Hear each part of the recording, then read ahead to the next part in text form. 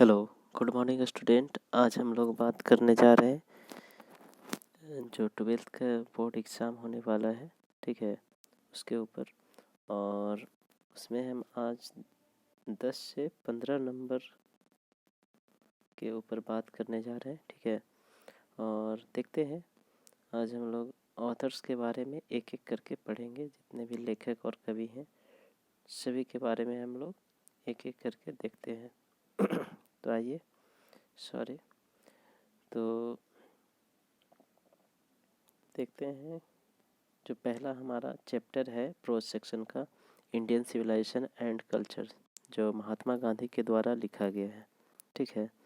तो देखेंगे महात्मा गांधी के बारे में कुछ फैक्ट नहीं कहेंगे, उनके परिचय और उनकी खासियत क्या क्या है, ठीक है। तो देखेंगे the author of the prose Indian civilisation and culture, Mahatma Gandhi. Mahatma Gandhi जो है इंडियन सिविलाइजेशन कल्चर को लिखे हैं, ठीक है। और ये इंडियन सिविलाइजेशन कल्चर जो है ये लिया गया है यंग इंडिया, जो पत्रिका इनका है बहुत फेमस, उसी से निकाल कर जो है आपका छोटा सा एक सारांश यहाँ पे डाला गया। Sorry, he was born in 2 October 1869 and died in 13th January 1948 at the hand of a fanatic, ठीक है। फैनेटिक मीन्स होता है कट्टरपंथी, ठीक है। तो एक अंधभक्त के द्वारा ही इनकी हत्या कर दी गई थी, ठीक है, 30 जनवरी 1948 को। और इनका जन्म हुआ था 2 अक्टूबर यानी 2 अक्टूबर 1869। He is known as Bapu and father of nation. और ये जो है महात्मा गांधी बापू और राष्ट्रपिता के नाम से भी जाने जाते हैं। हिज वेपन्स, ठीक है, इनका जो मुख्य हथियार था, his chief weapons truth and non violence, सत्य और अहिंसा ही इनका मुख्य हथियार था।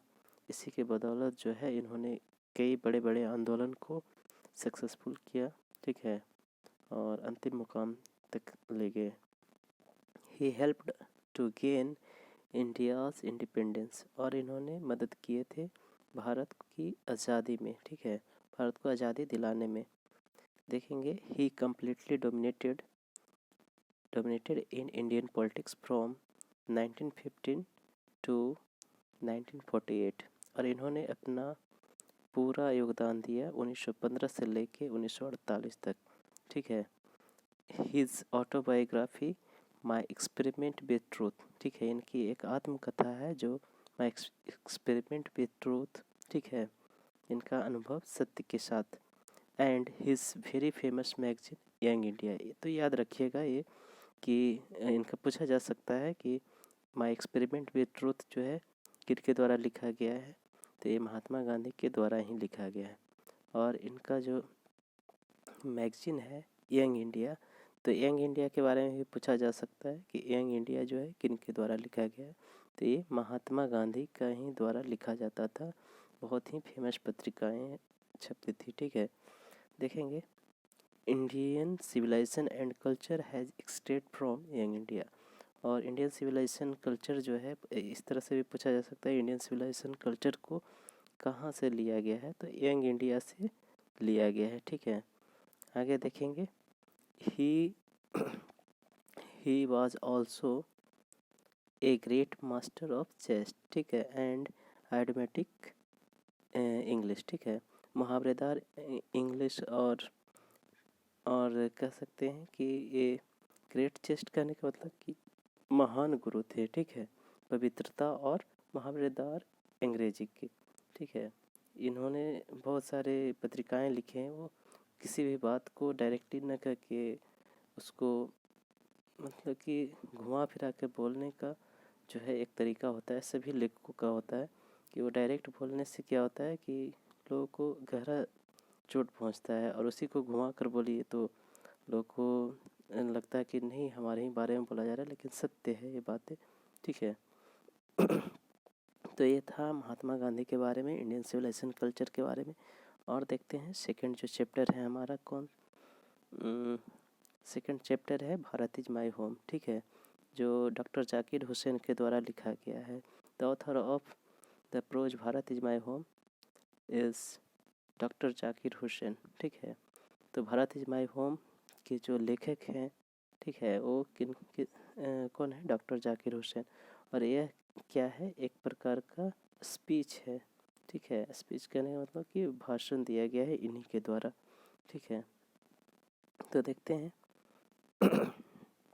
सॉरी, थोड़ा सा गला में खराश है, इस वजह से बार बार परेशानी हो रहा है, ठीक है।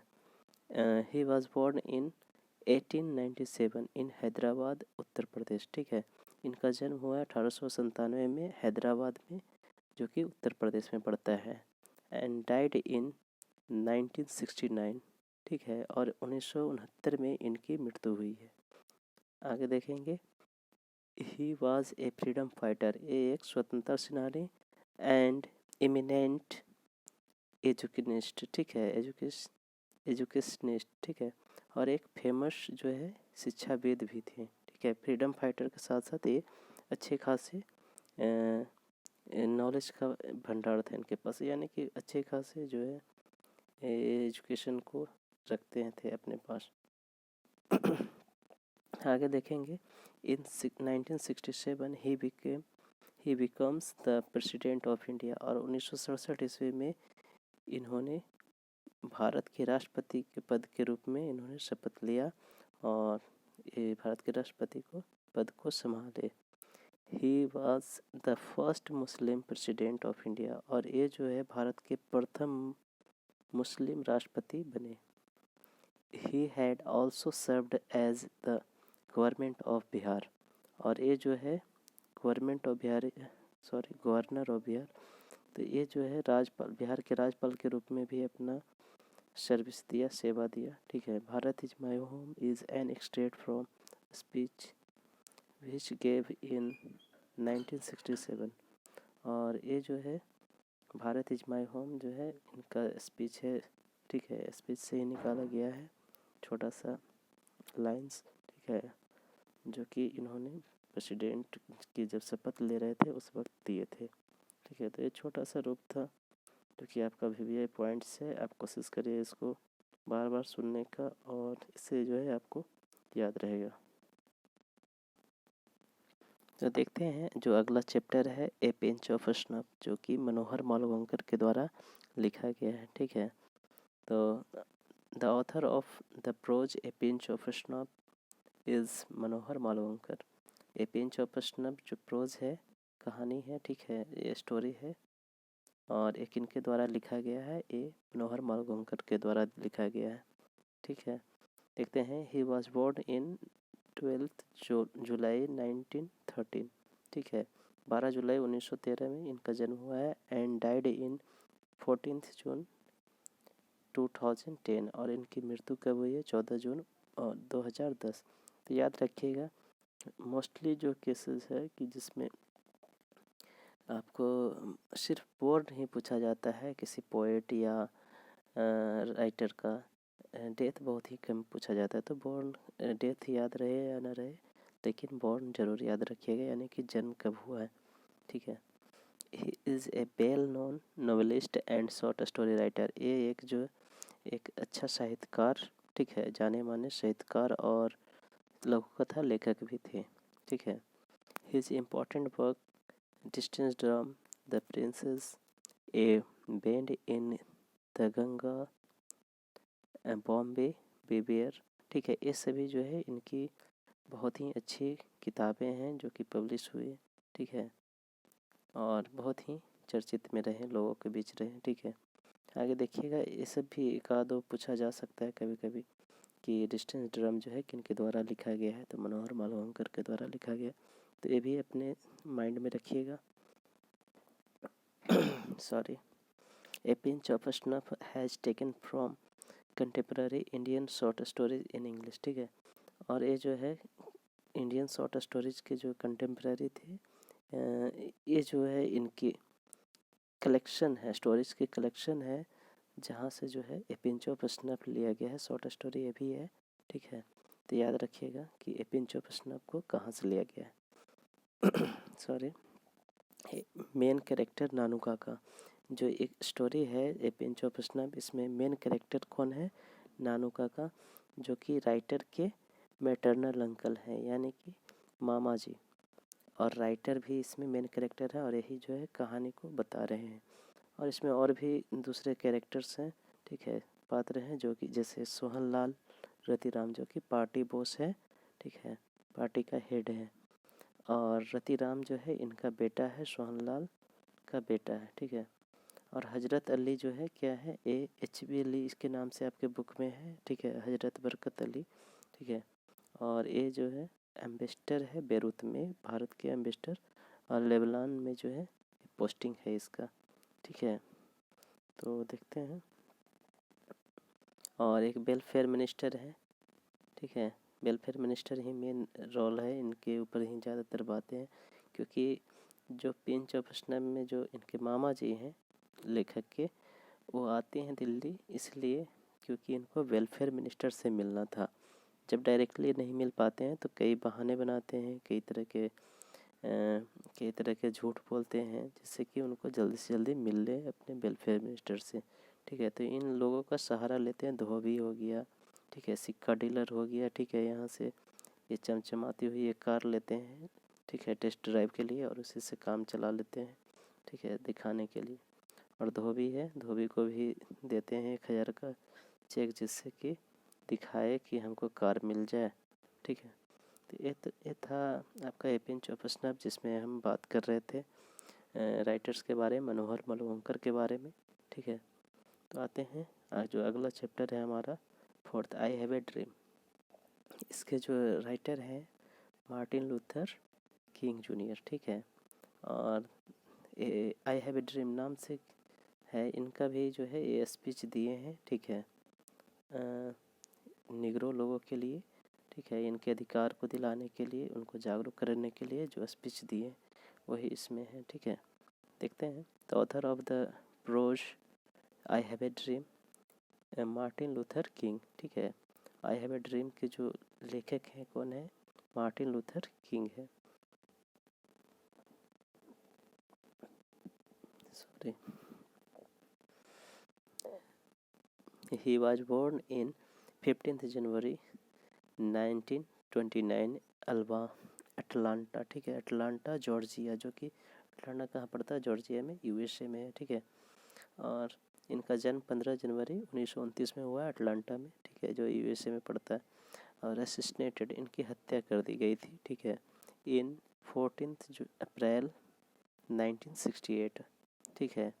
4 अप्रैल 1968 में इनकी हत्या कर दी गई थी। ये पूछा भी जा सकता है क्योंकि ये इनकी हत्या कर दी गई थी मेम्फिस जगह का नाम है, जो कि US में ही पड़ता है, टेनेसी जो है इसका टाउन है, सिटी है। आगे देखेंगे। He was a great orator, और ये एक महान वक्ता थे और सिविल राइट एक्टिविस्ट, ठीक है। और ये नागरिक के अधिकारों को लिए सक्रिय रहते थे, सक्रिय भूमिका निभाते थे, ठीक है। और बाप्टिस्ट मिनिस्टर, और ये जो है कैथोलिक चर्च के जो है मिनिस्टर यानी कि हेड भी रहे, ठीक है। देखेंगे आगे। ही लीड द मोंटेगोमरी बस बाइकॉट, ये जो है ये भी एक आंदोलन ही था। मोंटेगोमरी बस का जो है विद्रोह किया जा रहा था, क्योंकि उसमें एक गोरे लोगों के द्वारा जो है काले लोगों को उठा दिया गया था बस से, ठीक है, जबकि उसके पास टिकट भी था, बैठी हुई थी महिला, ठीक है। तो इसका जो है इन्होंने नेतृत्व किया था, इस आंदोलन का भी, इस बहिष्कार का भी। आगे देखेंगे। ही इन्फ्लुएंस्ड बाय महात्मा गांधी, ये जो है किससे प्रभावित थे? Martin Luther king Mahatma Gandhi से, जो कि किस चीज़ का प्रयोग करते थे? नॉन वायलेंस, ठीक है, नॉन वायलेंस का ये प्रयोग करते थे अपने आंदोलनों में, ठीक है। और उन्हीं से इंस्पायर होके ये भी जो है अपने आंदोलनों में बात करते थे कि हिंसा नहीं करना है, ठीक है। आगे देखते हैं। He became the youngest Nobel prize, ठीक है, और ये जो है यंगेस्ट नोबेल प्राइज विनर बने हैं, ठीक है। 1964 में इनको नोबेल प्राइज़ मिला। तो ध्यान रखिएगा कि इनको नोबेल प्राइज़ कब मिला है, क्योंकि पूछा जा सकता है कि 1964 में इनको नोबेल प्राइज़ मिला है। Recipient for ending segregation and racial discrimination. इनको जो है अलगाववाद को अंत करने और रेशियल डिस्क्रिमिनेशन मतलब कि जातीय भेदभाव को ख़त्म करने के लिए इनको नोबेल प्राइज़ मिला था। थ्रू द सिविल डिसोबीडिएंट और नॉन वायलेंस, और किसके द्वारा, तो ये जो है बिल्कुल ही अहिंसात्मक विद्रोह करते हुए या अहिंसात्मक आंदोलन करते हुए इन्होंने जो है आंदोलन को लड़े थे या फिर आंदोलन को नेतृत्व किए थे, जिस कारण से इनको नोबेल प्राइज़ दिया गया था। आई have a dream is a speech, ठीक है। आई हैव ए ड्रीम क्या है, यह एक भाषण है जो कि मार्टिन लूथर किंग के द्वारा दिया गया, delivered by king junior.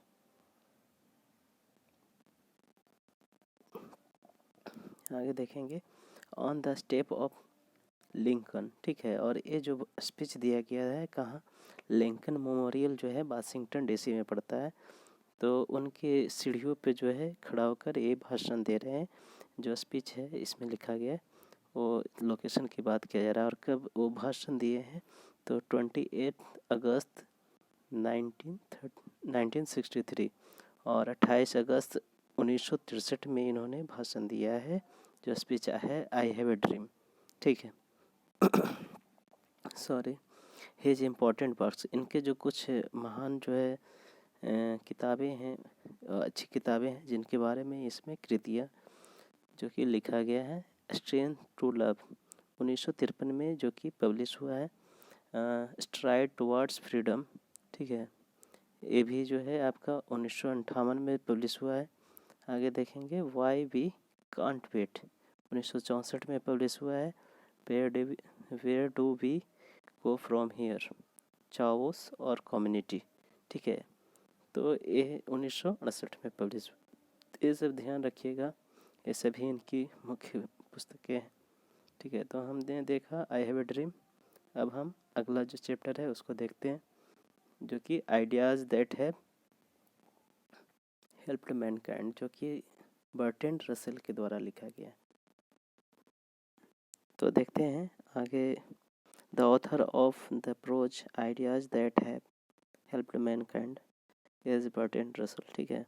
Bertrand Russell के द्वारा जो है ideas that have helped mankind, यानी कि इसका कहने का मतलब है जो चैप्टर का जो हेडलाइंस है कि जो विचार हैं, जो सोच है व्यक्ति का, ठीक है, वो मानव जाति को मदद करता है जीने में, उसका विकास में, ठीक है। जो आज हम लोग देख रहे हैं आग का जो आविष्कार है ये मानव का ही सोच था, ठीक है, और उससे कई चीज़ और डेवलपमेंट हुए और विकास हुए, ठीक है। आगे देखते हैं।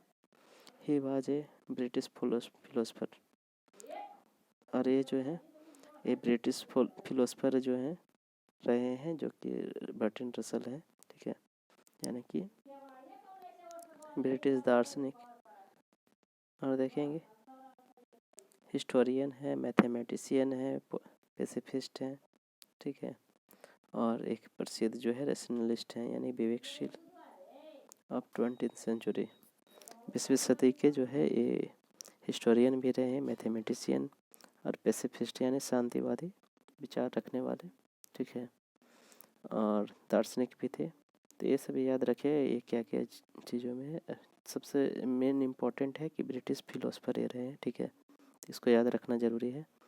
He was also a commentator, यानी कि ये व्याख्या करने वाले भी रहे, ठीक है, किसी भी चीज़ पे कमेंट्स करते थे और बहुत ही अच्छे विवेक सोच के साथ, ठीक है। ही एडवोकेट, ठीक है, ये समर्थन करते थे किसी का फॉर सोशल रिफॉर्म, समाज सुधार के बारे में जो है, सामाजिक सुधार के बारे में जो है ये उसके पक्ष लेते थे, उसको समर्थन करते थे। ही कमेंट्स ऑन सेक्स मैरिज, ठीक है, sex marriage, politics, religion, science, psychology, philosophy, socialism, education and other topics, ये सभी पे जो है इन्होंने कमेंट्स किए हैं, यानी कि विवेचनाएँ किए हैं, ठीक है, व्याख्या किए हैं, ठीक है। इनकी जितनी भी रचनाएं हैं सभी इसी के ऊपर आधारित हैं। आगे देखेंगे। His topics are pithy, pithy means अर्थपूर्ण होते थे, जितने भी टॉपिक्स होते थे वो बहुत ही सूझबूझ के साथ लिखे जाते थे और फुल ऑफ कैंडोर यानी कि स्पष्टता के साथ लिखते थे। ही रिसीव्ड नोबेल प्राइज, इनको भी नोबेल प्राइज मिला है 1950 में लिटरेचर के लिए, ठीक है, साहित्य के लिए मिला है। ही वाज ओरिजिनल यानी कि ये जो है मूल रूप से, ठीक है, ये बिल्कुल ही मूल यानी कि कोई मिलावट नहीं रहते थे इनकी जो लेख होते थे, आर्टिकल्स जो भी लिखते थे उसमें बिल्कुल ही स्पष्टता के साथ लिखते थे। प्रोवोकेशन यानी उत्तेजक भी होते थे। इन हिज एटीट्यूड, इनकी जो मनोवृत्ति होती थी बिल्कुल ही क्या होते थे, प्रोवोकेटिव, ठीक है, एंड क्लियर, ठीक है, स्पष्ट, एंड फोर्सफुल यानी कि सशक्त भी होते हैं, सशक्त स्टाइल में लिखते थे, बिल्कुल ही डायरेक्टली कोई भी बात को कहना, ठीक है, इनको अच्छा लगता था।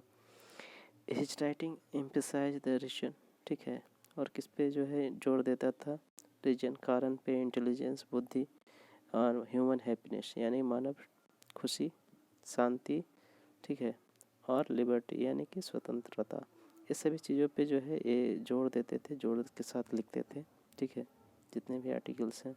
हिज इम्पोर्टेंट वर्क्स, इनकी जो मुख्य जो किताबें हैं, ठीक है, a history of western philosophy, human knowledge, its scope and limits, ठीक है, authority and individual has man effect and fiction, ठीक है, my philosophical development and conquest of happiness, marriage and morals, road to freedom in praise and idleness, ठीक है, idleness, why I am not a Christian, ठीक है, ये सभी जो है इनकी मुख्य किताबें हैं, तो ध्यान में रखिएगा, ठीक है, और थोड़ा सा बैक नॉइज के लिए क्षमा चाहता हूँ, ठीक है। तो आज हम 5 का डिस्कशन किए, नेक्स्ट डे 5 का करेंगे, एक दिन में पॉसिबल नहीं है, ठीक है। तो थैंक यू, आज के लिए बस इतना ही रखते हैं, फिर मिलते हैं नेक्स्ट लेक्चर में, बाय बाय। और चैनल को सब्सक्राइब जरूर करिए अगर अच्छा लग रहा हो तो।